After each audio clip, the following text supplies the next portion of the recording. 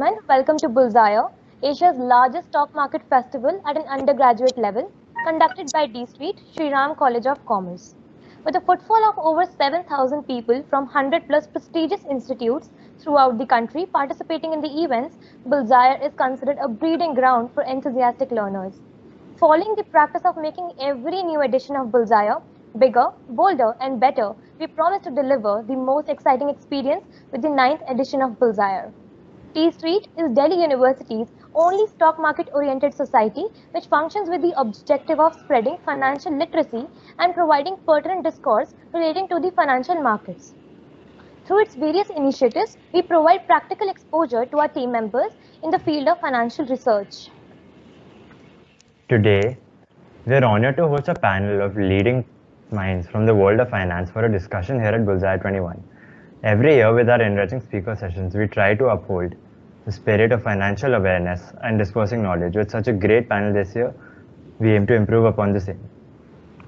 We would like to dearly thank all our sponsors for making this event possible, namely title sponsor Angel Broking, co-title sponsor All-Lincoln Innovations India Limited, Zeppay, Simple Secure Bitcoin, powered by Fire Securities Private Limited, your gateway to investing. Associate partner, Bombay Stock Exchange Investor Protection Fund. Print media partner, the CEO Magazine, a magazine for business leaders and decision makers. Digital media partner, Indian Express Group. Media partner, Money9. Event partner, Finlatics and William O'Neill. Knowledge partners, WazirX, Money Roller and Zoom Stocks. Electronics partner, Skullcandy. Crypto partner, CoinSwitch. Educational partner, Prep Junction. Travel partner, Wonder Womania. Accommodation partner, WeSettle. And outreach partners, The Economic Times, Money Control, DO Updates, DO Express, DO Assassins, Bloomberg, and Startup Times. COVID-19 has shaken up the world in ways not seen since the World Wars, affecting all aspects of human life. The pandemic has triggered a public health and economic crisis on a scale unseen hitherto. The most practical response to such a crisis is to pursue a great reset of our economies, politics, and societies. Indeed, this is a moment to reevaluate the sacred cows of the pre-pandemic system, but also to defend certain long-held values. D Street is proud to present a panel discussion consisting of esteemed panelists from various verticals of the industry on the agenda, the role of financial markets in reviving the Indian economy post-COVID-19. Just a little thing here. If you click on the three dots on the above of the panel, you will be able and you press large gallery view, you'll be able to see everyone. So you can do that for yourself.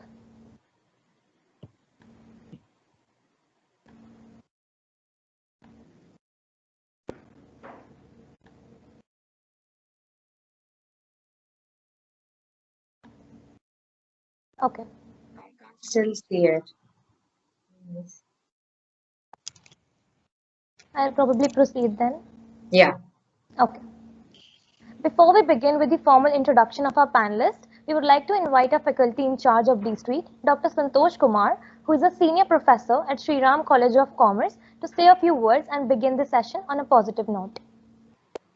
Hello everyone and good morning. And as teacher in charge of D Street, I welcome all the eminent members of this panel discussion who have took out their very valuable time on this leisure day, which is Sunday, to share their experience with our students in this festival called Bullseye.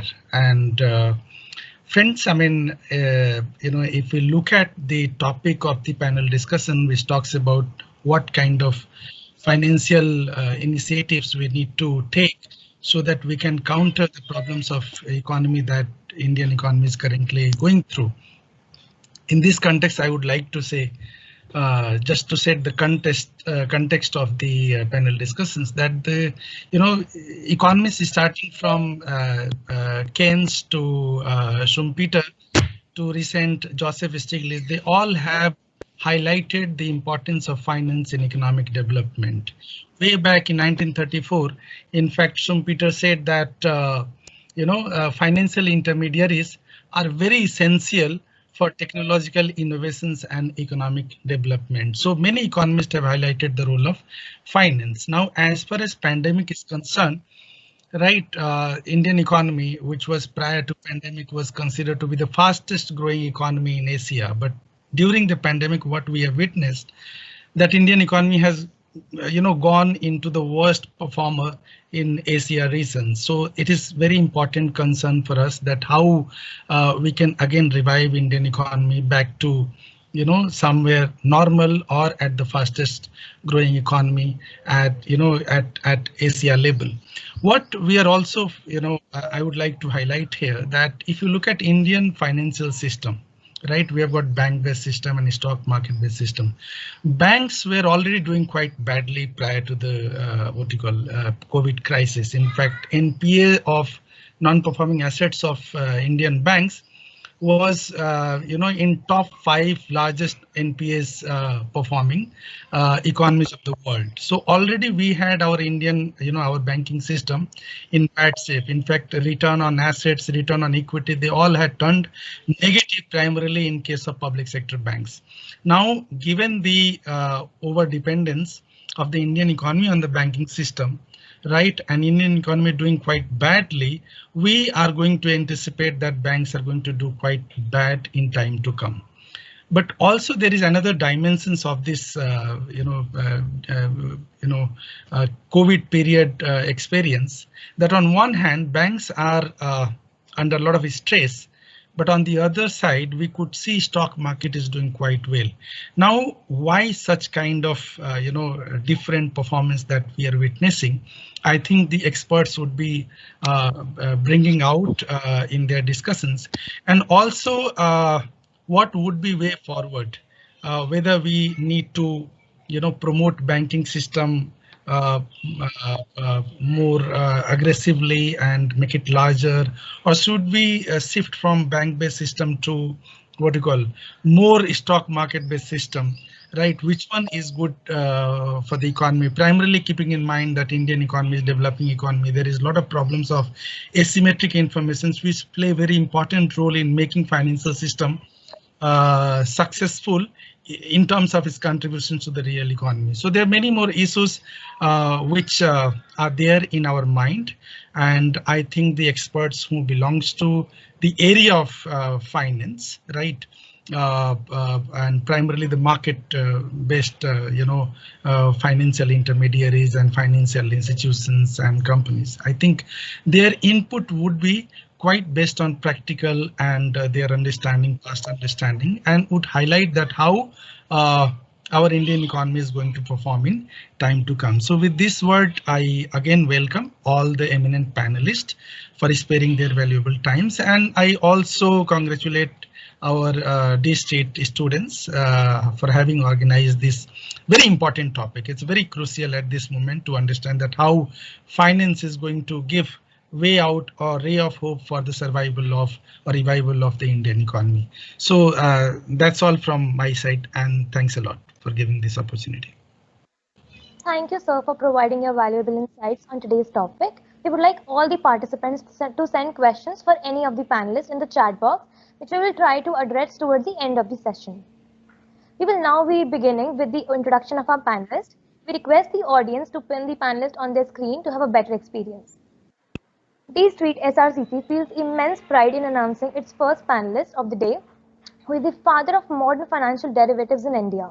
He is the MD and CEO of Bombay Stock Exchange, Asia's oldest exchange. An IIT and IIM graduate, he has been the brain behind the establishment of National Stock Exchange in a fully computerized format. With his experience at Reliance Industries and service as a board member of many top educational and professional bodies, he was successful in reviving BSE and completing its IPO, which was oversubscribed more than 51 times. He was also instrumental in setting up India's first international exchange, India International Exchange, launched in 2017. We are delighted to welcome Mr. Ashish Chauhan. It is really a privilege to have you here with us as a part of Bullseye 21.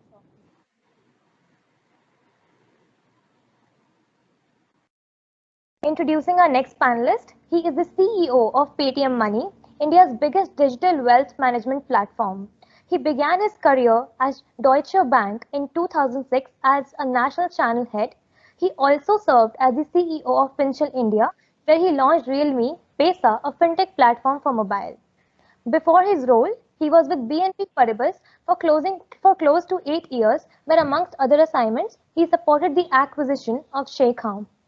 We are pleased to welcome Mr. Varun Sridhar. I'm sure each one of us is going to take away valuable insights from Sir today. Thank you. Very happy to be here. Thank you. Our next panelist is the Chief Growth Officer at Angel Broking Limited and an IIM Bangalore Gold Medalist. He has a wide corporate exposure, being associated with top companies like Avon, C8, and PayU. He has also founded Mark Daksha King, a boutique and training firm. He's an entrepreneurial business leader with a proven ability to add value in many business contexts in Indian and MNC organizations. We feel blessed to have Mr. Prabhakar Tiwari with us today. Our next panelist is CFA and FRM charter holder. He has over 25 years of global experience in the domains of private equity, venture capital, IPOs, mergers and acquisitions, and investments. His experiences include working with top banks like Citibank and the Asian Development Bank at top positions for several years. Currently, he serves as the chairman of Private Equity Pro and is thriving in the field of private equity and venture capital. We're pleased to have Mr. Arvind Mathur with us here today. Thank you.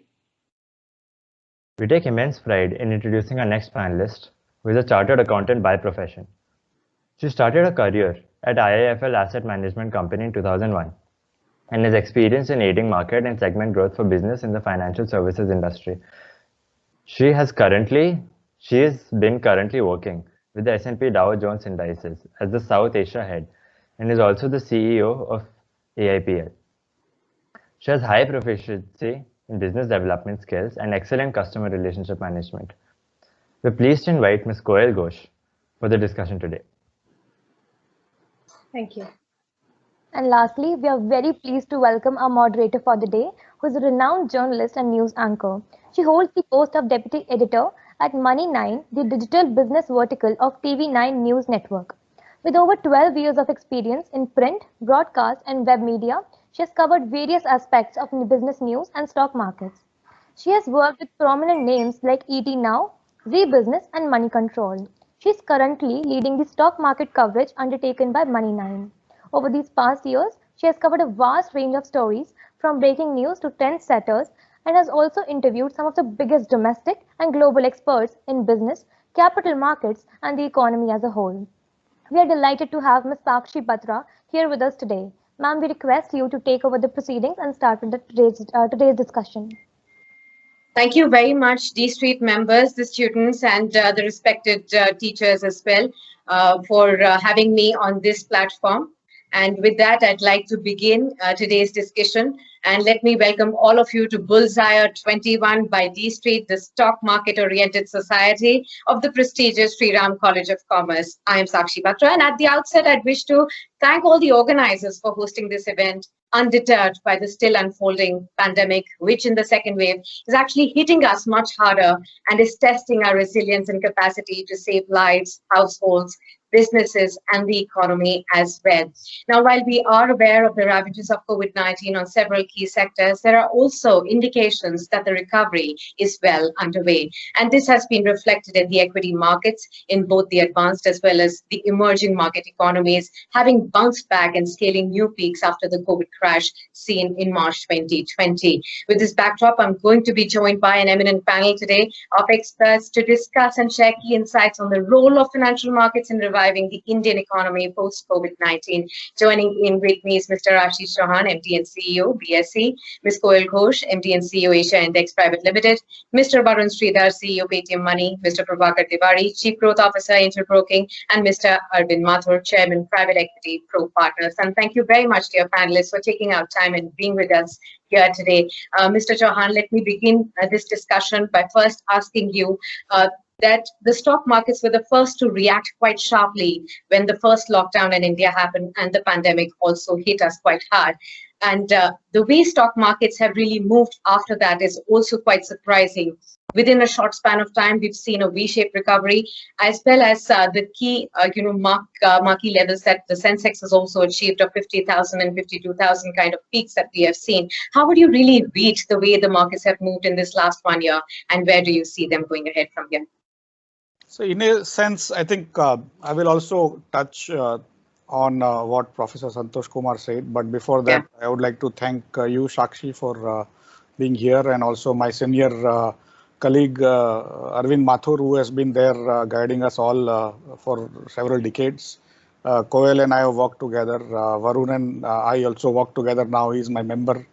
And Prabhakar also is my member. So it's good to be amongst the family, good to be talking to SRCC students. Basically, if you look at the stock markets are what we call leading indicators. Leading in the sense that they do things before actually things happen. And we can't explain because we have not seen that.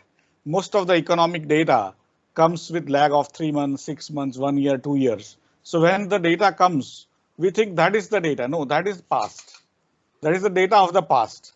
Whereas the stock market not only covers the past, but it actually looks into the future and tries to discount all the future events that may happen after 30 years, after 50 years, after 500 years, and so on and so on. So all of that is discounted into what happens now. So if you go back to, I mean, all of you were reasonably young, you still are.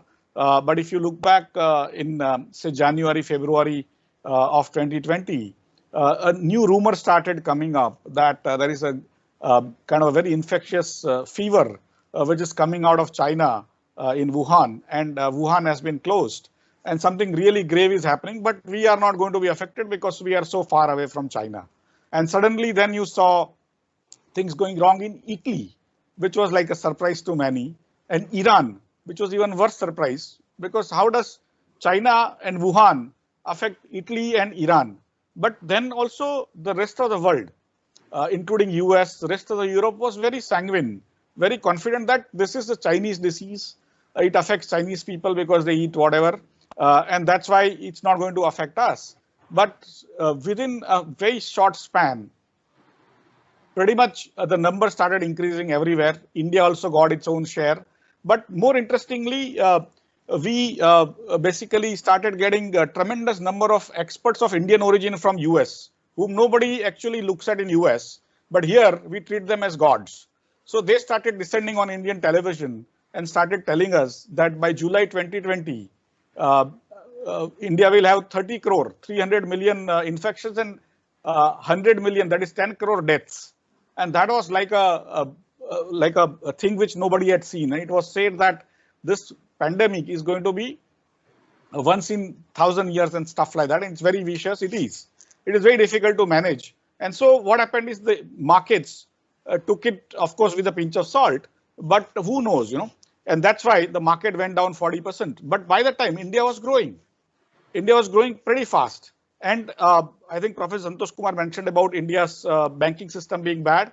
I would say it is one of the most interesting stories which we have been fed. We have been fed bogus stories by our media, by our economists, and by our what I call development economists. Whatever names he took are what we call development economics. I am also a student of development economics. That's why I would say most of it is bogus, because we see only one bad side of life. The good side of life is that India's leverage, as shown by the banking system, is pretty much 66% of the India's GDP. And the actually bad loans is around $150 billion, which is around 3% of India's total GDP. While as US or China have very large bad, even one of their banks will be larger than our total banking system size collapse. So imagine what happens to them, but we don't worry about them because we are too inferior. I mean, we suffer from a lot of inferiority complex. That's how it happened. And we went down 40% in Sensex from 42,000 to 25,000. And then slowly the market started realizing that our experts were not experts at all. They were also basically the people, in fact, Bejan Daruwala unfortunately expired, but they were almost like Bejan Daruwala coming on TV and saying what will happen. nothing happens actually. He couldn't predict even himself when COVID will come and hit him. But effectively, that was our experts. And so market went down. Slowly, people figured out that there is nothing like that. Although it's a deadly disease, India is doing well compared to the rest of the world, and even the world is doing well compared to what was predicted. That's how the market started going up. In the meantime, the government started putting huge amount of money again. Whenever there is a crisis in last 50 years, the governments are able to pump in a lot of money. They're able to manufacture money. And that's what they did. So first 3 months of the COVID pandemic from March to June, they did almost 10 to $12 trillion of money that was poured in, and of course continues to pour in. So because of that also, some of the overflow came into the stock markets. India became basically better than rest of the world. And that's why people figured that India is either not as poor as it is made out to be, or the world is not as rich as it is made out to be. India has done exceedingly well in its banking system, in its pandemic management. Even today also morning before starting, I was looking at the numbers. The world had 400 deaths, close to 376 deaths per million on average. India per million, that is per 10 lakh, the death rate is around 100. US has death rate about 1700 per million.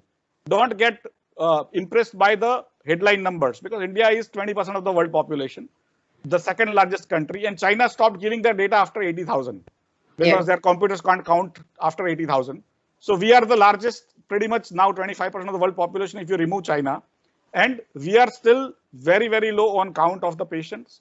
We are very low on the count of fatalities. And I just want you to be aware that India, in a sense, has provided medicines to the rest of the world. India has actually run the rest of the world using our back offices, our softwares. Otherwise, there was a worry that all the back offices of the entire world, including retail, Tesco's and Walmarts, will close down, or the banking system of the world will close down because their sort of back offices are here. And nothing of that sort happened. That shows India's resilience. And that's, for me, the story of what is happening. My understanding is the hope that is there is what is being reflected in what is happening in the stock market. The data which is coming is actually very old, 3 months, 6 months old, by the time world has moved so fast in a fast moving world.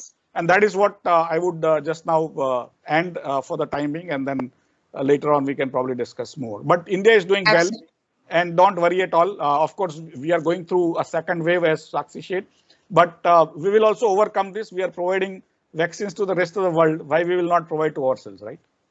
Absolutely. And thank you very much for setting the tone right for this entire discussion, sir, and for helping us understand this entire headline that you have really said, that India is not as poor as it is made out to be, and the world perhaps is not as rich as it is made out to be as well. So let me just take this across to Mr. Arvind Mathur, Chairman, Private Equity Pro Partners, to understand, because he's also seen very, very closely the previous financial crisis, the global financial crisis as well, and this one too, to be able to help us understand that how the banks and capital markets have really fared in both these crises. Last time, would you say that, banks and capital markets both were actually seen as big part of the problem, but in response to the COVID crisis, would you say that they've actually emerged as a big part of the solution this time around? Is there a difference in between how they have reacted in both these crises? Thank you, Sakshi. So first thing to note is that we are going through a black swan crisis. This kind of crisis happens, once in 100 years. If that kind of a crisis, maybe once in 10 years. Although the frequency of black swan events recently has gone up. You're having more frequent black swan events. So this black swan risk is now come to the fore. Nassim Taleb is the person or the author that first used this word, the black swan risk. So we're faced with a black swan risk. As Ashish mentioned, we will overcome. Yeah.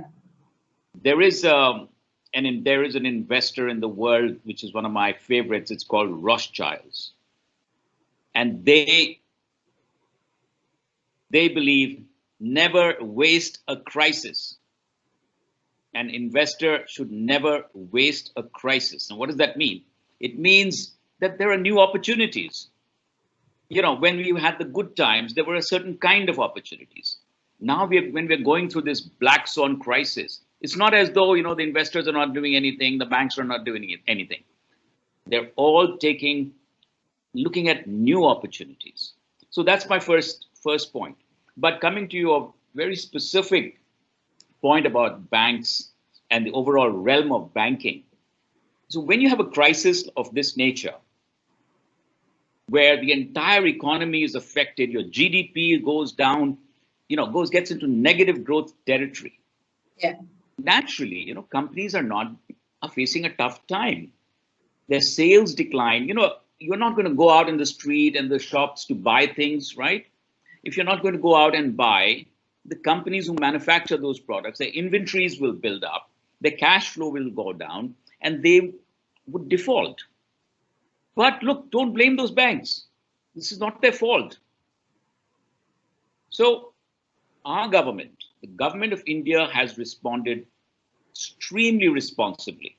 They have come out with various schemes. RBI has come out with various schemes to cushion this adverse hit, both to the corporate sector and to the banking system. So yes, the banks are facing a very difficult time in terms of rising non-performing loans, but it's not their fault this time around. It's a systemic crisis. So there have been many crises over the last 150 years, many systemic crises, but the world always comes out of it. When you're going through it, it looks so depressing. But believe me, I love this expression, never waste a crisis. So there is great opportunity for all of us. Just take a look. Look, EdTech has become a new star in the world. Yes. So much capital is going into EdTech, whether it is through the Bombay Stock Exchange or whether it is through venture capital or whether it's through private equity. So it's a new window has opened up, a new investment opportunity. And not just EdTech is one very obvious opportunity I've mentioned. But so going back to your point, Sakshi, yes, there is distress, but let's not be scared. We will overcome it, as Ashish rightly said. And the reason I'm saying it not because I wish that it's overcome. No, it will get overcome because that's the track record. That's the question Sakshi asked me. What has happened in the past with such banking crises? So now what will happen in the future? New investors are going to come in. There's going to be people, there's a lot of capital in the world, both within India. There's also, believe me, there's a lot of capital within India. It is still dormant. There's a lot of capital within India, both amongst institutions, non-bank institutions, and high net worth individuals. And there's international private equity funds. There's sufficient capital to come and invest in our banks. So I'd like to stop here and turn it back to Sakshi. And if you have further questions or any comment, I'll be happy to share. Thank you so much. Let me just then take it across to Koel Ghosh then to understand what, according to her, is the role that stock markets have played in the overall growth of the economy during this pandemic, and do they actually reflect the true progress of the economy as well? Just like how Mr. Ashish Chauhan was saying that he actually answered a lot of critics who say there's a wide disconnect between the economy and how the markets are shaping, but he said that, it's a leading indicator which actually looks forward as well. So looking at all of that, would you agree to that? And to Mr. Mathur as well, when he says that every crisis has, provided us with some kind of opportunities, how have the stock markets taken up this crisis as an opportunity? Yeah, thank you, Sakshi, and thank you, SRCC, for giving me this opportunity to be among such an eminent panelist. Well, you're right, Sakshi. As an index provider, we are what we do is calculate how the market is getting reflected. So, as Asia Index Private Limited, we are calculating the Sensex on a daily basis. So it is an indicator of how the markets are performing. And if you see the statistics, in the last 1 year, the Sensex has given over 50% growth, a point-to-point kind of return if you look at a 1 year kind of return. And, that itself is so explanatory about how the market responded to, this entire crisis. And I think, Ashish kind of set the tone in terms of a positive way to look at it. And also so did, Arvind, because I think he's right. There is an opportunity here. Now, every time, there are two ways to look at it. When the market is tanking, the automatic, view of a typical investor is, oh, it is crashing, we should get out of the market. When it goes up, investors get into think, oh, it's rising, now we should get in. So, I think it's up to a lot of financial advisors to give the right advice to investors. But at the same time, I think one must see opportunity in, as Arvind said, in such a crisis, right? So if we have to see the whole of last year, there were a lot of sectors which were very promising. You say, look at healthcare. One, you can see that there's a crisis around here. So which is the sector that would be most proactive and, scope this opportunity? So a crisis is kind of giving you an opportunity. Another space where a lot of Indian investors, I think, used that opportunity was international investing. There were a lot of funds, and on the passive side as well, which launched international funds. And there's a lot of assets that go. There's one fund which gathered over 1,000 crores worth of assets just in the US-based fund. So if you noticed, a lot of US-based funds, in fact, last year, if you see, ironically, China as a market did very well. So if you had invested in China, you would have got, and that is an opportunity which once you start seeing through these, indices, you start, actually exploiting such opportunities and gaining from what you call as a dismal COVID environment, which I think if one puts on a different lens, gets a very, very different perspective. I am a big, I think, crusader on, I would say, passive investing, because I'm an index provider. So I do like to promote the whole concept of index investing. Of course, today in India, there is a whole host of active investors. But if you see the latest PIVA report, which we publish year on year, which is a scorecard of active versus passive, in the last 1 year, 81% of active fund managers underperformed the benchmark being the BSE 100. So look at the scope that passive today offers. There were almost 18 to 20 new passive funds that were launched. Sure. So obviously the entire scope as a market, if you had to look on the passive side, grew. There was a lot of opportunity on the equity markets. So I would say, if holistically, if one had to see, this was an opportunity within the crisis. All right, so it is an opportunity within the crisis. And let me just take this point across to Mr. Sridhar now, who will be able to understand and explain to us how the passive investments have really grown in this last 1 year.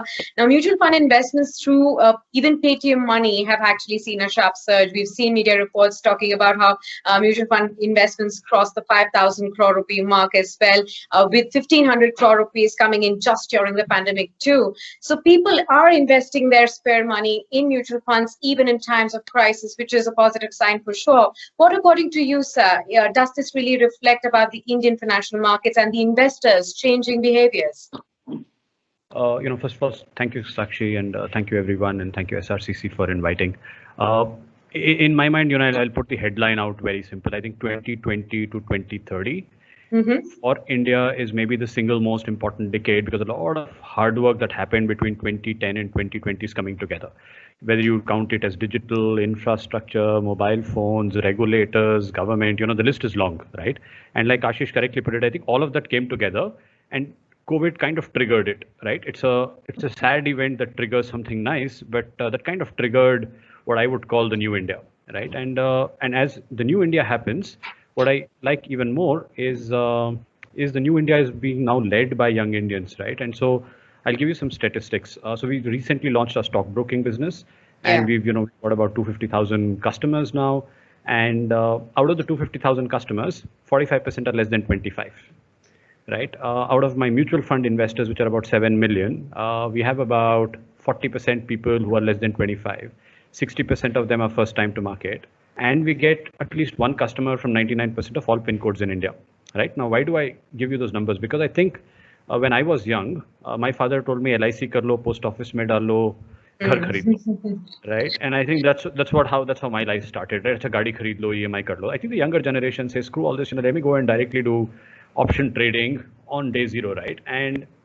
And because they are starting off with capital markets, and I personally believe capital markets are the single most efficient way to run a country, because they will always reflect the truth, right? So they will always tend to reflect the truth as a leading indicator. And because it's efficient, it's better than a public sector bank individual giving a loan out, right? Because he or she has a bias of 1%, here capital markets are hopefully more efficient. So what's ended up happening is on a side, there are all these, I would say, younger investors / people who've woken up and said, you know what, my savings account can't take care of me anymore, right? My house gives me a 1% yield. So what am I going to do as I retire? I think that people had 4 hours extra in India. You know, the fun of having 4 hours extra to your life is a big change in India, right? And unfortunately, we were all running this Indian rat race all the time, right? So traffic, family, etc., etc. And all of a sudden, the whole of India got 4 hours extra, and people started to think, right? Now, that thinking has resulted in a sea change. Because if you look at what has happened, essentially investors are now they're far more knowledgeable, they're far more nimble, they're far more aggressive and faster. So there's a huge change of a young investor coming in. There's a huge change of existing investors getting aware. And I'll give you a small example. There's a FANG ETF, you know, back to Koel's point. Mirai is launching a FANG ETF after tomorrow. Yeah. The kind of rush we've had for the FANG ETF is unimaginable. Right now, the fun part is people are actually questioning Mirai, saying, you tell me, why have you given X weightage to Y and not Tesla is there? Why is Tesla not having 30% weightage? Yeah, right? yeah. Now, when I'm speaking to Swaroop, who's the CEO of Mirai, he's surprised by a 22-year-old asking that question. This is not Exactly. India, right? And I think the fact that they're asking that question will push the industry to better. They're transparent. They understand today that a direct mutual fund has a 1% expense ratio, whereas an ETF has 0.33. So they're starting to understand these questions. And so I think the financial sector and therefore the corporate sector will go through a change, right? And what's going to happen between 2020 and 2030 is the people who bet on the new model, the people who bet on the new India, right? Could we make a service economy like FANG, like so Facebook, Amazon, blah, blah, blah, blah, Tesla in India? We can. And I think these 10 years, together with people like Arvind, who will drive capital into ed tech, who will drive capital into wealth tech, and so on and so forth, will result in a new India. So yeah, so we are very excited. You know, we are kind of very happy that that new India keeps pushing us and slapping us, right? Because, you know, they're very aggressive and you know, and they are demanding. But that's super cool, right? That's the way to be. Absolutely. Crisis, getting out on opportunities, disruption, and the way New India is progressing, that's the where all the action is, and that's what we are interested in finding out too. I'm going across now to Mr. Prabhakar Tiwari, and I want to understand from you that, you know, you've been able to witness very, very closely a sharp rise in the number of Demat accounts that have opened in the last 1 year. Over 1 crore accounts have been opened in FY21. And retail investors are rushing to stock markets. They were rushing in a year that was marked by this unprecedented event of COVID-led uncertainties. Does this actually reflect a strong belief in equities as a rewarding asset class? Yeah, thanks, Sakshi, and thank you, SRCC team, for inviting me here with such an awesome panel, you know. And I'm just building on like what Mr. Ashish has already shared and what Varun also spoke about regarding like people getting more time to think, people putting money from their commuting expenses, socializing expenses in the stock market, and all of that, right? See, fundamentally, we need to understand that equity is always rewarding, you know, for long-term investors. And that's not the case today. That has always been the case, just that people ignored it because, you know, there are two kinds of mindset, you know, in which people enter the market. So one mindset is like, you know, the profit maximization with a short-term intention. And another one is the same profit maximization, but with a long-term intent. So this long-term intent was kind of missing in the market for long. Now, what has really happened that last time the market kind of they went down by almost 40%, and that's the time many people entered the market. Now, this is very different from what we have seen in past. So, what used to happen in past that, you know, market is kind of going up, and a lot of people will enter the market with a greed to maximizing their money, you know, hoping that you know, as the market is going up, they will make more money. But what used to invariably happen is that most of the retail investor will kind of enter the market somewhere near the peak, and once they start, market starts going down, they're the first one to kind of leave the market, and in a way making huge losses. But this is the first time when markets were falling, yet people were entering the market in large numbers. Of course, because they had more time at hand, they could think. they were saving money, and of course other asset classes like FD and real estate, gold. I mean, they were not so attractive. That was one of the reasons. And what happened after May onwards, the market is steadily going up. And many of these first-time investors thought that making money in the stock market is as good as taking a walk in the park. And they would go out and tell all their family and friends that, see, I mean, I could make money in the market. It is so easy. Even they will enter in large number. And so far, till 1.5 months back, when we got the real jolt of volatility, it was all about how easy it is to make money in the market. And not just that, many of the IPOs, including our own angel broking IPO, went very well, and all IPOs have done very, very well. In fact, I mean, all of us are waiting for LIC IPO because that will get a lot of new first-time investor in the market again, with the help of IPO. So just to answer your question, of course, equity as an asset class is rewarding and paying. The realization is slowly dawning up, and which is the best part. And I will just talk about one small thing here, that many of the journalists have written about how Robinhood investors, just like America, are entering the market and how they are jumping into future and options. I would like to differ here. From my experience at Angel Broking, I would not call them Robinhood investor. I would call them TikTok investor. And why do I call them TikTok investor? Because TikTok somehow could really enter the tier 2, tier 3, tier 4 markets in India. And because of the educational material which was available and the access, companies like Angel Broking can give, thanks to amazing hassle-free interface, and the internet is like very, very low cost there. These people have entered the stock market and they have not gone for future options. Many of them actually bought, I think Sensex stocks or Nifty 50 stocks. Yeah. And so I'm very confident about the future of Indian equity market as a long-term asset class, which will be rewarding for the investors, and in turn, this will provide a lot of easy access to capital to many entrepreneurs who are kind of looking at Indian market. And I look forward to a lot of Indian startup, Policy Bazaar, Zomato, getting listed in the Indian market. Absolutely. Rest we will talk during the discussion here. Sakshi, may I absolutely chime in? So I'm taking further Prabhakar's very nice analysis, and I want to address the SRCC audience here, and I will very quickly come to the point that Prabhakar made. For the SRCC lovely students present here is a quotation of Mark Twain, which is, "I never let my schooling interfere with my education." I never let my schooling, that means I never let my SRCC schooling interfere with my education. And by education, I mean this kind of a conference or anything that you do in real practical life. So, of course, what you're learning in SRCC is useful, but what is happening in practice is what is being discussed by the, all my eminent co-panelists in this session. So congratulations, SRCC. Now, going back to some of the key nice points that were mentioned by Prabhakar, what I have learned over my 40 years experience is that, see, markets are always going to go up. If you invest in equities, they are meant to be volatile, right? It's going to go up and it's going to go down.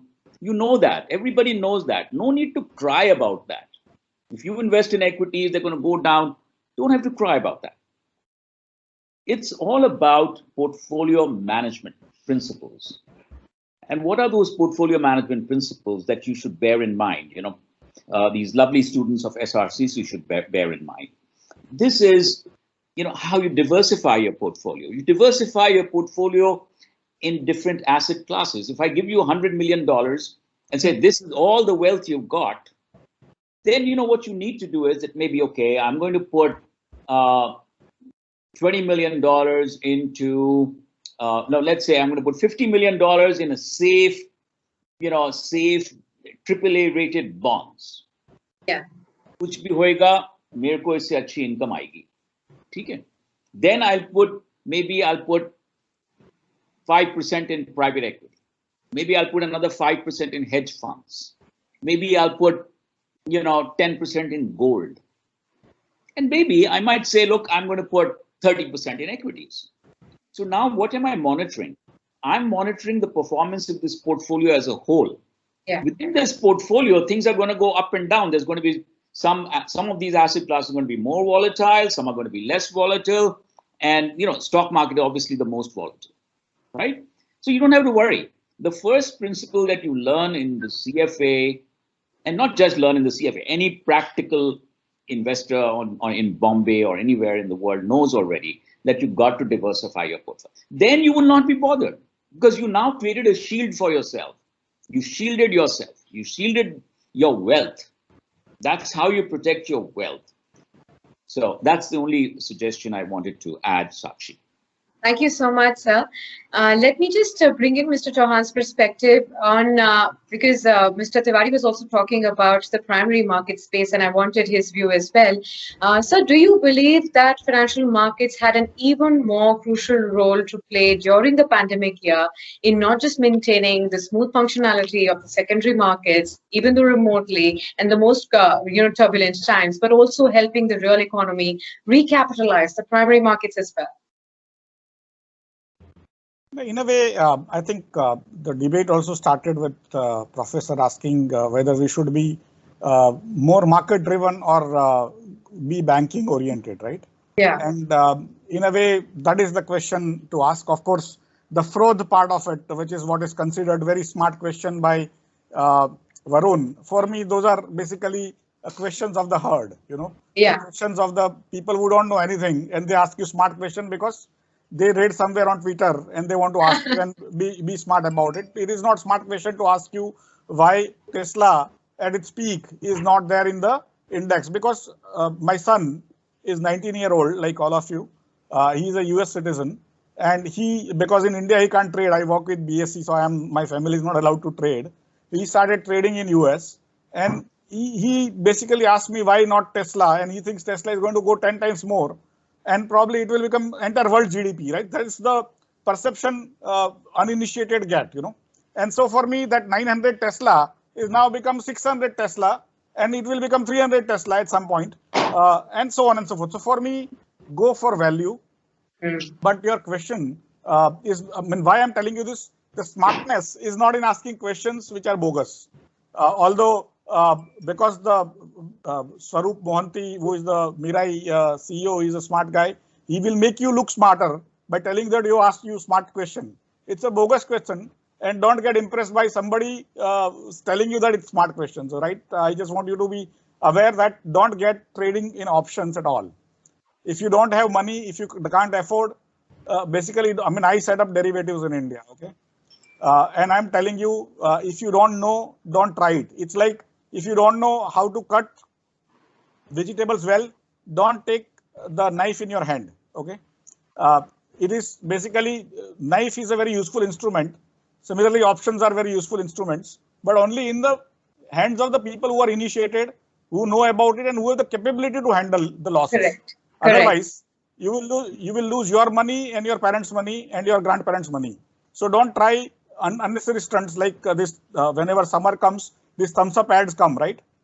About Hrithik Roshan trying on the bike and for one thumbs up, अरे भाई 10 रुपया लेके दे दो ना, क्या इतना मेहनत कर रहे हो, बाइक पे से जंप मार रहे हो, वैसा ही don't try all these stunts if you are not initiated. It is actually, they give you in bold that this is done by trained stuntsmen. Similarly, options is done by trained stuntsmen, but everyone will try to motivate you to go and do those stunts. Don't try that, okay? So that is a dire warning. Everyone should take it at age 19. If you become smart, if you understand, if you have capabilities, later on, do it, not to worry. The other part is, how does the wealth of the nation arrive, okay? How does the wealth of a nation arise? Why does wealth of a nation arise? Not by fraud. For me, the trading in derivatives is a zero-sum game. Read about zero-sum game if you have time. It's like running on treadmill. You reach nowhere. You stay where you are, even if you run very hard, right? How do you reach distance? As an individual, as a group, as a society, right? And you reach distance by harnessing newer technologies. You don't have to invent them. You can actually use those technologies to create more wealth. The only wealth that gets created is using technology, nothing else. And their technology slowly becomes non-technology. Like farming was a technology 15,000 years back. Fire was a technology 1 lakh years back. And so on. And slowly it comes into normal society and becomes non-technology. But all the wealth that gets created is using technology, right? And the technology waves are coming very fast. And earlier, you required a lot of capital to create more capital. Today, you require very little capital to create huge amount of wealth. And that is where I think Arvind, all of us respect him, because he has used his career, entire life. When nobody talked about venture capital, he ventured into that. And he and his friends created the venture capital industry, which is creating that wealth for India. India is now pretty much the second largest venture capital or new entrepreneur country in the world, right? And it's a very good thing to be proud of Arvind's work. And salute to you, Arvind, and your team for setting this up. But why I'm telling you this is, every young person, if he or she is not good at technology, try to figure out friends who are in technology. Invest in those technologies, understand how these businesses work, and you will create untold, unbelievable wealth. In my generation, or 10 years before me, Nandan Nilekani created, and they motivated all of us. Nandan is my senior by 10-12 years from IIT Bombay. And that motivated all of us to try, and we became what I call moderately successful or partially successful, and we became rich beyond our means, beyond our imagination when we started. Like Varun also mentioned about LIC and all those things. We started that. Yeah. And so for me, that you need to understand, all the SRCC students, that no amount of good speaking English or good English speaking is going to reach you anywhere. Okay, English speaking was basically will not take you much. But if you learn C++, it will take you a long way. Worry about that, because most of us coming from elite part of the society, we think we are cat's whiskers and the world is going to serve us. World is going to pass us by. We are irrelevant, right? Unless we start learning new languages of C++ and Python and those kind of things, R and stuff like that, right? So write that down. All other stuff, if you don't listen to, don't learn, is fine. Now coming to the banking versus the stock markets on a short term, last year BSE alone raised 18 lakh crore rupees, 18 lakh 50,000 crore rupees for Indian corporates, $250 billion. Okay, and large part of it was in commercial paper, but also in bonds and equities. And so despite the COVID actually closing down for 70 days fully and partially in and out, the stock markets continued to function. The banking system continued to function. Banking system also provided good credit to the businesses that required. Banking system also allowed you to transact with each other, buying groceries, buying everything. And the automation that was implemented over last 20 years, as Varun said, has come in so handy, is not funny. There is no other country in the world which has fintech the way India has. You can transfer 1 paisa from your mobile to my mobile, or your bank account in any bank to my bank account in any bank at zero cost. There is no other country in the world which does it, not even China. India is far, far superior today in what I call soft infrastructure, not in pools, not in bridges, not in electricity, not in roads, but in terms of the modern new age infrastructure in e-governance. When government wants to pay 6,000 rupees to each farmer, it just presses a button and it reaches to 10 crore people. Government of India paid 80 crore people food and money in last 1 year for 9 months. 80 crore is basically 12% of world population got free food. No other country in the world can even imagine. Why I'm telling you this is that you must be proud of what we have achieved. We have a long way to go, but we have come very, very long, and we are far ahead of the rest of the world in what matters for the future, and worry about future more than the past. How we have come here is one part. Where we are going to go is another part. And that's why during the COVID times, we raised money not for large companies. We raised for Reliance Industries. We raised a lot of money. but we raised money even 1 crore rupees, where you don't get 2 BHK in Delhi. In 2 BHK apartment, you don't get in Delhi in 1 crore. We have raised 1 crore rupees also for young tech entrepreneurs. If you want 1 lakh rupees, I will raise for you. If you want 1 lakh crore rupees, I'll raise for you. But you have to have a business plan.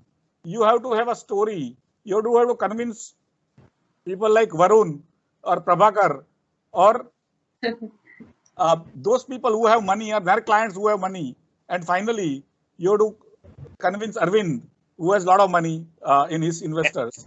And that's where you will be able to make money. But for that, understand how Indian banking system and Indian stock market systems work. They work hand in hand. They are what I call two legs of the same economy. If one leg is weaker, the other leg goes down. And if both of them work in tandem, which is what happened during this pandemic, I'm telling you, we may continue to read all bogus story, what I call Vidva Vilap, about India's bad banking system. I would say that India's banking system today is extremely robust compared to US, Europe, Japan and China all put together, because we have very little leverage. So there is hardly anything which can go wrong, right? And that is why I just want you to be aware that you can't have only market-oriented system. You can't only have banking-oriented system. You have to have both. But market is currently becoming larger because we have a lot of wastage in entire world's banking system. And for that, we can have another session. But overall, both of them will go hand in hand going forward. Absolutely. Varun, I'd like to bring you in lots of important and, very important pieces of advice that Mr. Chauhan has given to all the youngsters who are in this, a meeting that we have right now from SRCC. On the one hand, we are seeing that technology is enabling us in an unimaginable way. On the other hand, there is a kind of responsibility that all of us in the financial world really need to have, with the kind of platforms that we have, with the kind of technology that we will be experimenting with, so that the last mile user, the end investor can get enabled with the kind of options that there are in the world. There is going to be additional responsibility that we have of providing enough financial literacy and awareness so that the investors stay protected as well. As far as I understood, what is your point? Hey, I think you touched upon three topics: advice for young people, then you talk about sustainability, and then you talk about investor education. So I'm going to try and go one by one into each of them. I think sustainability, I'll take it first. I think the world has also changed over the last 10 years, and I'll give you an example. I was interviewing, I think, a 23, 24-year-old girl who's a chartered accountant, passed out for a job, and she asked me a question for which I didn't have an answer, and I felt really embarrassed. She said, "What's the carbon footprint of Paytm?" Right? And I think when a candidate asks that question, and she said, "This is important for me. I'm not asking you how much salary I'm getting. I'm asking you, what are you doing about it, right? Because obviously, when you do billions of transactions as Paytm, you're producing somewhere, a carbon footprint, and what are you doing to solve it?" And I think that question made me think, go back, and now I'm trying to discover, does it actually happen, right?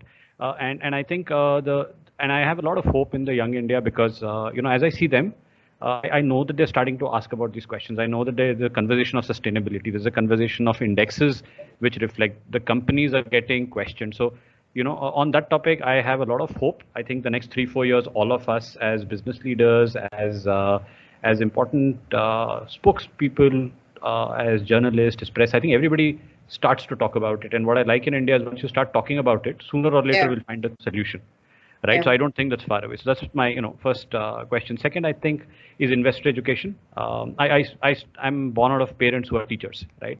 And one of the worst things about our education across the world, and India produces the best chartered accountants, architects, commerce students, doctors, engineers. You name it, we are right there at the top in education. But we don't teach people how to invest 500 rupees in an SIP. So when Ashish says, "Hey, look, if you don't know options, don't do it," I always tell people, learn first, right? You would not directly go diving. So I try and do scuba diving. I've done skydiving. I don't directly go and jump. The first thing I think I did is go to a bathtub and see how a shower feels like. Then you go to a pool, then you go to the beach, and then you go to the ocean, right? But when it comes to financial investments, you may be 35, you may be having $1 million, but you don't even know how to do a 500 rupee split. So Arvind spoke about portfolio management and how you should split your assets. That's so far off. Most Indian people don't even know how to, like I keep asking people, why do you invest in regular mutual funds? Right? And I think these are very simple things, but people are still there. And that gap has to be bridged. I think industry participants like Prabhakar, like me, like BSc, and all of us have to do our job. And we are. I think there's a very cognizant fact that we should. And so that hard work is happening. But I think fundamentally, like I would say, no Indian should be allowed to invest till he passes an exam. Right? When we have a test for driving license, why don't we have a very simple 5-question test? Like, what does the full form of NAV? Yeah. Right? I think, and if you just ask that question, and I can bet with you 98% people would get it wrong. Right? And maybe one day it changes, but you can't stop a rush, and therefore each of us has to learn and train. So, but I think learn first is always important. And last question that you had put, advice for young people. Ashish had a go at it. Arvind had a go at it. I'll have that go now. I think the world has changed. So there is 5 important things that are joining forces, which is, in my opinion, TQ, DQ, IQ, PQ, EQ, and 6th one, sorry, FQ. Right? I think IQ, PQ, EQ people know. FQ is how do you run a business. But I think technology quotient and data quotient are important. You can be the best graduate, you can be a journalist, you can be a fashion designer, but in everything the word tech has got added. So for the young 19, 20, 21-year-olds, if I was 19 today, I would go back and learn how to code, right? Because I think fundamentally that will, 10 years from today, it will change the world again, right? And I think that's important. So yeah. Absolutely. Thank you. Absolutely. Koel, let me come to you next. And I want to understand that while we are trying to all assess the vital role that financial markets can play driving the post-COVID economic recovery, does it also somewhere identify the need for deeper capital markets penetration in a country like India, wider reach, and how do we really achieve that? Yeah, thanks, Sakshi. I think, before I kind of, get to that, I think there are a lot of questions that, Ashish and Varun and, Arvind kind of raised. And I think that kind of works towards, getting, I think, wider access to markets and thereby a deeper penetration. One thing, Ashish, I think, which really resonated with me is, taking risks. And where they're saying, if you can't take a risk, don't take it. I think that's where, and Varun said something about, people don't even know how to invest 500 rupees. Yeah. And Arvind spoke about diversification and portfolio management. I think, the way, one thing that, Indian audience is missing as a whole, and I think it's slowly coming to the surface, is the power of passive investing, the power of investing in an index, which is a bunch of stock and which is very simplistically put up every day on the website, and you're looking at that number. And, instead of jumping into stock specific, where you have no idea, there is a very easy way to access the markets in a very low cost, liquid fashion where you can get in. Another thing where he was talking about educating somebody who wants to get into investment. There is this wide range of financial advisors. There is some, they are coming up. Globally, they are very, very, well entrenched. In India, that's slowly building up. You do have banking channels, you do have broking outfits who are doing it, but there are now dedicated financial advisor groups that are coming up. Now, it's very natural that we can't be a jack of all trades. Today I am a chartered accountant, but for all I know, I interact with my doctor, physician, I interact maybe with, somebody who's an engineer, and, they have their specialities. And they may have an interest in finance and they are interested in how to invest their money, but do they really know and will they put in all that effort? That's where financial advisors do come in. So there is this whole host which you can actually exploit. The second thing, which talking about portfolio management, there is another aspect. Instead of asset allocation, there is something called as core and satellite. So given in India, you go to an Ahmedabad, you go and tell these brokers that अच्छा आप stock में मत invest कीजिए, आप index में invest कीजिए. He laugh at my face. Though that has changed, I have gone there and the whole perspective has changed. But if you tell him that, okay, 10% you put it in an index, which is like a fail safe for you, and put your 90% there. Over time, he starts seeing that, that fail safe may go into 20, 30. For somebody like me who doesn't have time to invest, I would say I will put 90% in a passive strategy. And if possible, and if my organization allows, I'll get into active. So that's the kind of thing. So as and when you see all these different channels of people getting more adequate knowledge to build into this, you will see markets growing out. There is, in financial literacy in India is a challenge. but you have to facilitate it with financial advisors. You have to facilitate it with these strategies and knowledge of these strategies, and you will see people. So if you have more people getting into indices, more markets grow, obviously that money flows into your markets, and that's how you're getting broader access to markets. And that's I think the core, because today the market is at, you have over 100 products in the passive space and over $40 billion. Go back 10 years, it was not even a fraction of this. You see how the market is going up, and everybody has their eyes on India in terms of how exponentially it's growing in the passive space. So I think that is a very easy way to access markets, help markets grow, and also take care of investors who may not be so proficient. Like, Varun mentioned, I will first take a shower, then I will take a little sample. So I think index is a very easy way to, sampling it and then slowly getting into the markets as and when you start understanding markets, better. Absolutely. So sure. Mr. Tiwari, would you like to take Koil's point forward and help us really understand, what is your thought on this entire, process of going from the basics and then taking a step towards options, especially because you're from this field, and you can also help us understand that during this time of pandemic, we've actually seen the financial market structures, including exchanges, technology providers, even depositories, custodians, all of them have been so robust. They've provided stable platforms, and they've also, you can help us understand how you've seen this entire system really provide continuity for clients in these times, and also to be able to understand where is the right way to move. Yeah, okay. So thanks for this question. And I think from Varun, Arvind ji, and Ashish ji, and Koil, all of them have given so many nuggets of wisdom for the youngsters here. And I would just, I was just thinking about, like, I'm fond of acronym, and and I am Bangalore alumnus, and I remember like CAT, cracking a CAT exam used to be a big thing during those times. I don't know what it is. So let me tell you something, like my message to you about stock market or a equity investment is CAT. So what is C? See, first is C is compounding. The compounding is the eighth wonder of the world. That's what Einstein said, way back 1940s, I believe, right? Right. Compounding is something you understand now. See, stock market, I think Mr. Arvind also talked about volatility. See, markets are always volatile, because that's a short-term thing. There's a saying, I think some Warren Buffett or Charlie Munger, one of them said that in the short term, the markets are like a voting machine, but in the long term, they're like weighing machine. So fundamentally, the stock will grow basis the underlying business, how the underlying business is doing. And thankfully, if you are investing in a business for a longer term, 3 years, 5 years, 10 years, the chances of you making money, and if you follow the portfolio route, is very, very high. And one bigger thing that happens is because of the compounding also.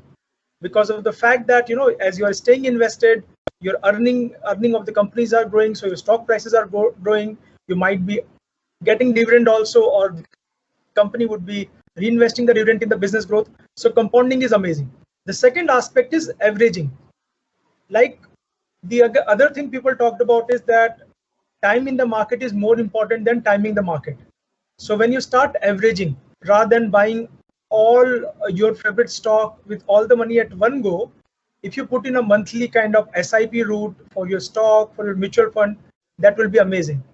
And the last bit is so C for compounding, A for averaging, and T for tracking. Now tracking is critical, for all things said and done. No asset class can be at the same level of performance forever. And also please understand that, you live not to invest, you live to consume. And, and whatever is left of consumption, or you invest, right? So what is critical is that whenever you want to consume, when like the major things like first car purchase, first house purchase, or going on that foreign vacation, the event arises, you should have that money available. So it's critical that you track and do asset, kind of asset allocation, asset mix, asset balancing in a pretty active way. So these are not very, very complex concept. Honestly, like you can definitely look at YouTube video. Let me tell you, your counterparts in smaller cities like Bareilly or a Meerut or I mean some other small tier 4 cities somewhere are looking at YouTube videos and learning out of that. And that's why I say that, you know, the new millennials are not Robinhood investors, they are TikTok or YouTube investors. Now coming back to the second part of your question, as Mr. Ashish shared, you know, amazing data, like, you know, 80 crores Indians were fed, you know, by the government for 9 months, how, like, you know, Indian farmers are paid for their crop purchase by click of a button directly in their bank account. We have really been able to leverage our digital infra to the max. And I'm very happy to say that, thankfully, SEBI is one of the best regulator in the world. And of course, NSE and BSE, Mr. Ashish, you know, they have also done their job to ensure that retail investors' interests are protected. And also, you know, we have been able to meet the influx of demand which has come in. Even at angel broking, I mean, last month, we added 3.8 lakh customer. And that's highest, you know, I mean, in the history of brokerage. I mean, this is the first time a player had been able to add 3.8 lakh customers. Let me give you some more numbers. In FY20, we had around 5.6 lakh customer opening Demat account. In FY20, we had around 26 lakh customers. So 5x growth on that. And you talked about 1 crore Demat account openings, so almost 25% we have been able to pocket. And let me tell you that all the participants from the exchanges, depositories, brokerage houses, registrar, all of are very, very well prepared. And we are looking forward that Indian investors should invest in our market, secondary market and primary market with a long-term investment. This will not only help the country, but will also make their future more bright. Sure. Yeah, that's it. Absolutely. Sakshi, may I chime in here? Yes, absolutely. And I was about to ask you only the next question, but you can go ahead and then I will ask you. Thank you. So look, I would like to, you know, everybody has said nice things and fully deserved, you know, all the nice things that were said by everyone, whether it's Prabhakar, whether it's Koel, whether it's Ashish Chauhan Sahab, everything nice has been said. All that is correct. But let's focus a little bit. What is it we don't have? Where are we lagging behind? We also need to address that. And one thing I would like to address is the investor, because since this conversation we are having is about investments and financial sector, what are we missing out upon in developing our youngsters to be great Warren Buffetts of the future? So when I studied Warren Buffett, everybody has studied Warren Buffett.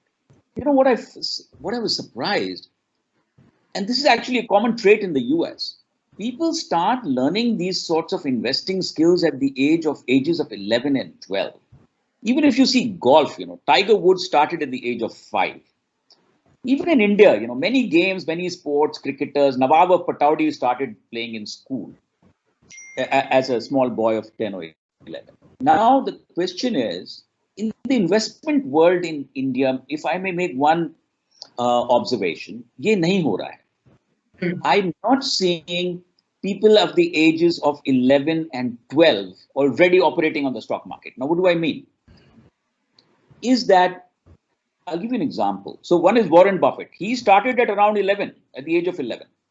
So by the time the fellow comes to SRCC, you know, Warren Buffett, suppose he was an Indian, he started playing in the stock markets at the age of 11. By the time the fellow becomes 20, he is a king already. By the time he becomes 30, he's a, God knows, you know, he's king of the world. He's the longest lasting CEO of 50 years CEO. So my small suggestion coming to the point is that investment clubs should be started. Chota sa paisa le lijiye. You know, everybody contribute 1,000 rupees, you know, start a club, start making investments, start losing, doesn't matter.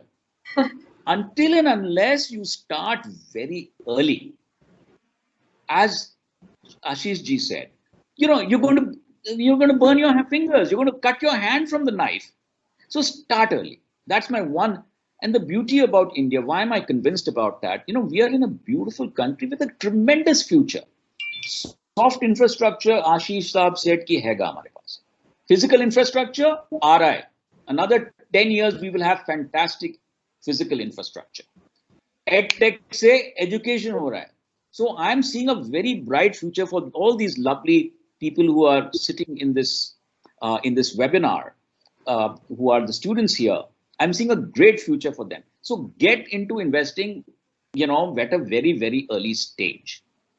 That's my one suggestion to submit. Absolutely. But let me ask you, Mr. Mathur, because we have to go into the Q&A session right after. On behalf of all the panelists, if you could help me understand, and all the students also understand, that where do we go from here? Do you think this kind of unprecedented pandemic that has hit us, will COVID-19 play a crucial role in defining how financial markets and the entire infrastructure really evolves over the next decade, and how it shapes up investors' behaviors over the next decade as well?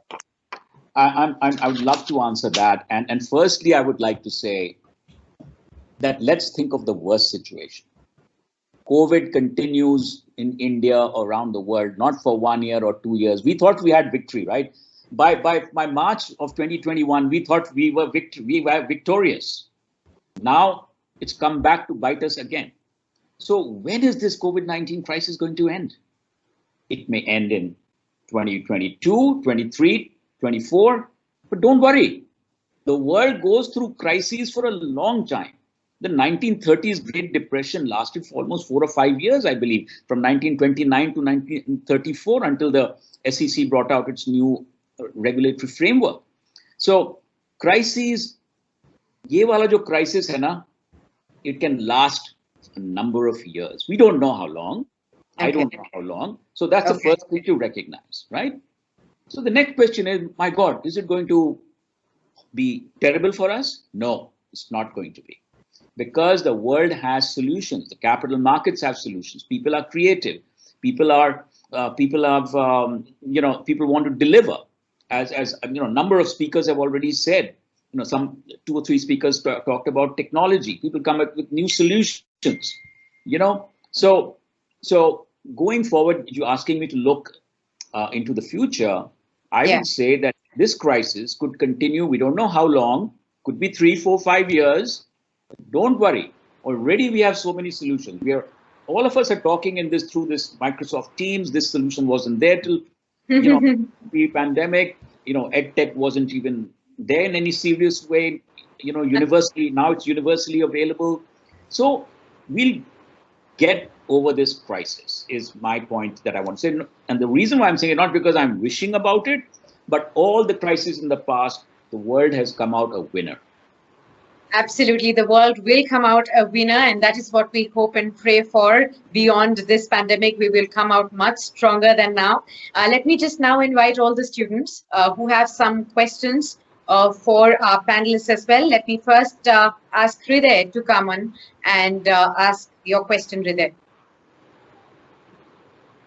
Good morning, ma'am. I want to ask a question from Koyal, ma'am. So my question is, the period of boom in the market from past year is mainly a consequence of rapid capital influx done by Government of India and RBI for prompt recovery. After the effect of pandemic reduces, how do you think FIIs and DIIs would react?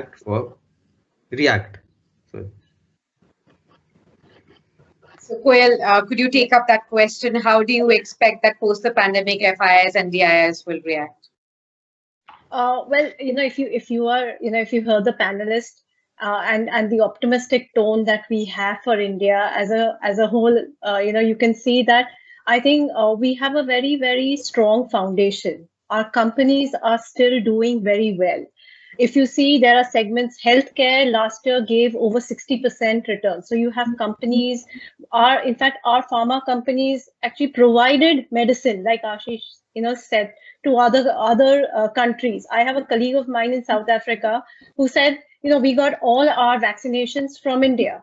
So, and whenever they are running short, they are actually reaching out to India. So I think India is becoming a form of a resource for very many people, and we are becoming quite a global country itself. So, we are becoming a point of resource for others, and look at the way technology is growing, look at the way other industries are going out. So yeah, you may look at a GDP number, but whether is that GDP number a real reflection of what actually is happening on the ground and with the companies, and see how it's reflecting in the capital markets. The money is still coming in. You thought COVID is going to hit markets and the markets will tank. That didn't happen. Money flows did come through. So, and it was just not government support. So there were also FIIs and individual investors. If you just heard Prabhakar, look at the amount of DMAT accounts that open, look at the amount of SIPs that open. So I think India, we should underestimate what India and the India investors themselves can support the country. And when that support comes, you know, we have an interest rate which is enviable. You think that is something that others and, you know, the global investors are not going to recognize? I think as long as we have those kind of advantages, I don't think so we have to worry about whether, you know, the flows will continue or not. Absolutely. Thank you so much for answering that question. Niket has the next question. Niket, could you go ahead? Greetings to all the panelists. My question is for Prabhakar sir. Sir, with India striving to become one of the top global economies, the financial market participants seems to be relatively low in India. What is the reason behind this, and where do we see the participation in the future? See, yeah, that's very true. I think we have around 2.5–3% penetration or participation, as compared to around 12% for China and around 40 to 45% for USA. But please understand, to become an economic superpower, the important thing is also not just the capital market, but also about the banking. You know, because finally it's a matter of you know, putting the capital for best productive use. Now, Indians are known for savings, you know, huge savings. Unfortunately, a lot of our money is locked in the real estate and gold. Okay, so but the best part is that, you know, saving rates are the best in the world, you know, as far as India is concerned. So what I'm confident is that new generation, you know, which is coming, like people like you, you know, and not just in Delhi, but in tier 2, tier 3, tier 4 cities of India, are very much aware. You know, they are experimenting. They are experimenting with newer asset classes, and hence they are choosing equity. They are choosing mutual fund. They might choose other, you know, kind of bank deposits or other investment opportunities where the capital can be productively put in use. So I'm confident that you know, we are on the right curve right now, and it will take a decade, but we'll be in a very, very different place altogether. And more importantly, I think somewhere the black part of the economy is shrinking by the day. You know, government is taking a lot of efforts towards it. Demonetization is helping a lot. A lot of middlemen in the system, particularly the large investment, the large spends which government does, the middlemen are going away from there. So as and when, you know, the money reaches to the rightful owners and they put it into productive use, you know, our economy will only become stronger from here. So I'm very confident that, you know, this will happen. Yeah. Thanks. Okay, so the economy is going to be very, very strong, and that is what equivocally all the panelists really believe, that we are going to come out of this crisis much better, much stronger. Gaurika has the next question. Gaurika, could you go ahead?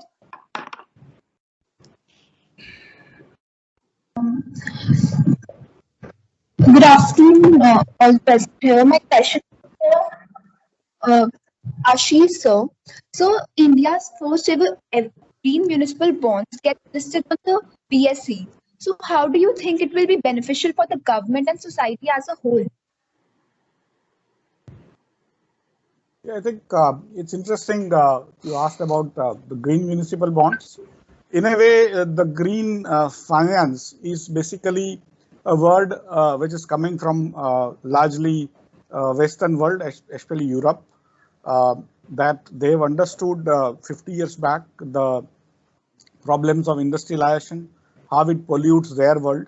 And that's why they stopped actually polluting their own world by shifting factories which are polluting out of their ecosystem into third world countries, as they used to call it, like India, China and all. And that's how they lost out their industries, which went to China. And now it is becoming even more that they want industry back, but they don't want pollution back. But effectively, this green funding is basically for the companies which don't use carbon, which don't use other polluting things, and that's where basically this is what I call woke world. The woke world is kind of coming into different ways, and it's not bad at all. All woke is not bad. All non-woke is not good. And so this is a good part of the world which is coming. And some of the municipalities, because you asked about the municipal bonds, you need to understand the financing, how it happens to the public bodies in India, the funding of public bodies, whether it's a central government, state government, municipal bodies or panchayat. If you don't understand, you want to be able to appreciate how our society runs. Ultimately, society requires money to run, right? And the governance also requires money to run. So in this particular bonds, they have basically raised the funds to clean the water of a river, which is a very small river near the city, to clean up so that the potable water can be provided to the same industry which is polluting it. So they are trying to use this money to cover up all the nalas which are putting the polluted water into that small little river. And that's a very beautiful thing, because what happens is people sit using that river or water or staying nearby also don't get those diseases which come out of that. And so that's why it is a green bond, because it is doing work which is good for humanity, good for animals surrounding that and things like that. And why it will help is because it's making the municipal body responsible to pay it back. They've created a project out of which they have to earn. Till now, all the municipal, almost all the municipal bodies used to get money only from state governments or central governments, and they didn't have to pay it back. And we have heard of a lot of corruption because there was no, basically there was no accountability. What happened to that money? How did that get invested? What was the payback? Here, they have to not only invest the money which my investors have given, but they have to actually pay them back with interest. That's why this is making actually more responsible municipal bodies. For me, that is how it's going to help India. In fact, the central and state governments should actually stop funding the municipalities, let them raise funds from, and the entire Europe, all the municipalities got actually funded by their own citizens over last 500 years using the similar bonds. And it is possible to make them responsible, sort of invest in our own future as citizens and get those facilities. That's how I would say it. And that's a very large subject, but I thought I'll give you that's very interesting. That's very interesting, sir. And in fact, Suryansh also has another question for you only. Suryansh, could you go ahead for Ashish sir's question? Thank you, Sakshi, for the opportunity. Yeah, sir, I wanted to ask, can we expect a fall in the market due to second wave of COVID-19 in India, similar to the one we witnessed during the first wave? See, this fall and sort of rise, for me, I'm like an umpire in a cricket match. If you ask me what Sachin Tendulkar, how many runs he will make tomorrow or tonight, for me, I'm neutral, right? I have to give him out or not out, right? That is my job. So a lot of people ask me, I can have my opinion, but that has no bearing on what Sachin Tendulkar is going to do. In fact, Sachin Tendulkar also doesn't know what will happen to him when he enters the field, right? And so don't worry about, as I think somebody said, probably Prabhakar said, that don't try to time the market.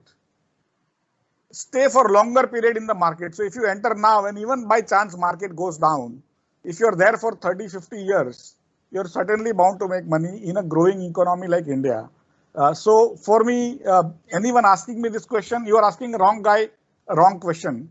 But even if you give the same question to right guy, his answer will have no relevance to what happens to index tomorrow. That much I can tell you. Even Sachin Tendulkar cannot tell what will happen to his own batting tomorrow, because the ball can be so good that he will get out. So don't worry about all this timing the market, asking those questions which has no relevance. Okay, sure. I hope that answers your question as well. Chirag has a question. Chirag, could you go ahead, please? Chirag, if you're here. Thank you. Yeah. My question to Arvind sir would be, post COVID-19, which particular Indian sector could be the driver of growth in the whole Indian economy? after this pandemic has ended, or even during it? Okay, very nice question. And the sectors keep evolving, and there are new sectors which become success stories. Old sectors die off. The Schumpeter principle. The Schumpeter principle that all of you have studied in economics says that certain kinds of businesses will die, new technologies will come up. So, subject to the Schumpeter's principle, I would imagine that new tech-oriented companies, pure internet-driven businesses, are going to be more successful. This is a healthcare, I think, should be definitely continue to be a great opportunity. Geographically, I feel that there's going to be more business done in the emerging markets. And I would say that within our country, there are emerging markets. Certain parts of India are more developed than other parts. So in the emerging markets within India, there'll be more opportunities. So your specific question was about sectors. And I would say that the sectors that would be attractive would be tech-driven. They would be the other thing that about our country is roti kapda makan, right? Everybody needs roti kapda makan and education. So all of the and healthcare. So these basic themes will continue to be attractive, is what I feel. Thank you so much for addressing that question, sir. We are just running out of time, so we'll just take one last question. Tanisha has the next question. Tanisha, go ahead. A very good afternoon to everyone. So my question is for Mr. Varun sir. So sir, fintech sector has seen a lot of boost post not only in the COVID-19 pandemic but also post demonetization as well. So what do you think? How will the employment pattern be affected post COVID in the fintech sector? The fintech sector is hiring like crazy. A very good question. And there is shortage of good skill. Because I can tell you today, when Paytm interviews for product managers, for tech managers, so I run a team of 350 people, and 80% of my team is technology and product, right? And at any point in time, I'm looking for people, right? So anybody smart who writes to me, I'm like desperate to interview that person, and that's the truth, right? Because I think the hunger in fintech, and I think over the next 10 years, with people like Arvind investing, with people like Bombay Stock Exchange, getting into the action, and India changing in general, right? And if you look at each of us, I don't know last time when I logged into my bank account, right? And 5 years back, it was a very different story. Or last time you went to a branch. So I think the whole concept of how Indians consume finance, and you're talking about 1.2 billion people, right? China has 600 million people having a mutual fund. Compare that to 40 in India, right? 40 million, right? 40, 50, 60 million. Now you're talking about that kind of growth, in my opinion, happening in the next 4 to 5 years. And the sector completely not ready to accept it, but funding is there, people are there, startups are there. So it's going to be a crazy sector from a recruitment perspective, very exciting, very good to, so if you're looking at it, especially as SRCC students, I think next 5-10 years, you're never going to be short of jobs as long as you have the skill, right? The question then is, do you have the skill? Because the biggest problem in India is not that, when I go to recruit, I can't find a good product manager and a technology manager and who can think business, right? They're either or. And that's what is changing. So yeah, it's a very exciting sector, and it's going to be like that. And nobody asked this question, Sakshi. I'm just going to take a minute on it to answer. This is a topic very close to my heart. Is women getting into investing? We talk about a lot of things in India, but I just wish some girl from SRCC had picked up the phone and said, "What do you think about women investing?" Right? Nobody asked that question. I hope all of you have accounts, and all of you have, if not, please, just YouTube Financially Equal. And, we did this video, it'll just wake you up. But I think that's an important topic in India, because as long as we don't solve that fundamental problem of women getting independent on investing, we are not going to solve India. So, and Arvind said correctly, what do we don't have? I think that's one big miss, that women in India don't manage their money themselves, right? And it's changing. 14% of our customer base, but it's too low. It's too low. So that has to change. Thank you. Absolutely. Sorry, And I know that was not the question, but I just no, thought thank you that you touched upon it. And I really hope that all the girls watching this do take note of this and begin to understand that, they are going to be managing their own money, and that's going to really help them get towards and on the path of financial independence. And we've completely run out of time. So I just want to thank all our panelists for this very, very insightful, thought-provoking interaction that we've had today. I'm sure this is going to benefit all the SRCC students and make them to think about how should they go about their investments, and start right now, start early. And that is what most of the panelists have really talked about. Of course, we are in the midst of this pandemic. COVID-19 has changed our lives, and it is increasingly getting clear that life perhaps may not be the same again. But as a consensus, we should look upon these fundamental changes as opportunities rather than threats, and convert them into game-changing new vistas of progress, perhaps. And I do believe that together as a nation, and of course the financial markets and the financial world can take the lead, we can certainly do it. Let me conclude on this optimistic note. Thank you very much, D Street and SRCC, for giving us this opportunity to come together and talk about this very, very important topic. And it's over to you to conclude this entire show. In conclusion, we would like to thank all our esteemed panelists for such an engaging discussion about the role of financial market in reviving the Indian economy post-COVID-19. We also came across so many viewpoints which have definitely helped us and the audience to gain an insight into the working of investments and financial markets and how they affect the overall economy. We would also like to thank the audience for being patient listeners and hope that you have gained a lot from today's panel discussion. We once again would like to thank our sponsors for making this event possible, namely Angel Broking Limited, ZebPay, Simple Secure Bitcoin, Fire Securities Private Limited, Fires your gateway to investing, Bombay Stock Exchange Investor Protection Fund. We would also like to extend our sincere gratitude towards our sponsors and our organizers. Thank you so much for coming. Thank you. Thank you. Thank you. Thank you very much. Thank you. It's been a pleasure. Everybody. Everyone. Thank you, everyone. Thank you, everyone.